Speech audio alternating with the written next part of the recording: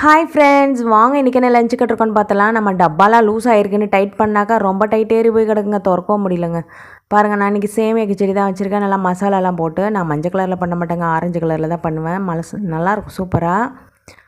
இது பார்த்திங்கன்னா நான் காலிஃப்ளவர் பக்கோடாவும் ஆனியன் பக்கோடாவும் போட்டிருக்கேன். காலிஃப்ளவர் பக்கோடா பாப்பா கேட்டால், ஆனியன் பக்கோடானா தம்பிக்கு பிடிக்கும். அவனுக்கு காலிஃப்ளவர் பக்கோடா அந்தளவுக்கு உள்ளே போகாது. அதனால் நான் காலிஃப்ளவர் பக்கோடா பாப்பாவுக்கு நிறையாவும், தம்பிக்கு ஆனியன் பக்கோடா நிறையாவும் சேர்த்து வச்சுருக்கேன். ரெண்டுமே மிக்ஸ் பண்ணி தான் வச்சுருக்கேன். அவன் டப்பாவையும் பார்த்துடலாம் வாங்க.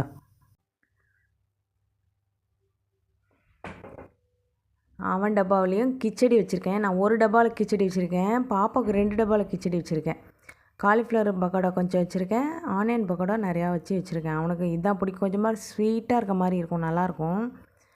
ஸ்நாக்ஸ் பார்த்திங்கன்னா நான் நேந்திர சிப்ஸும் ஓலை பக்கோடாவும். இன்றைக்கி ஒரே பக்கோடா பஜ்ஜிமாக இருக்குங்க. இந்த வீடியோ உங்களுக்கு பிடிச்சிருந்தா லைக் பண்ணுங்கள், கமெண்ட் பண்ணுங்கள், சப்ஸ்கிரைப் பண்ணுங்கள். Okay, bye friends.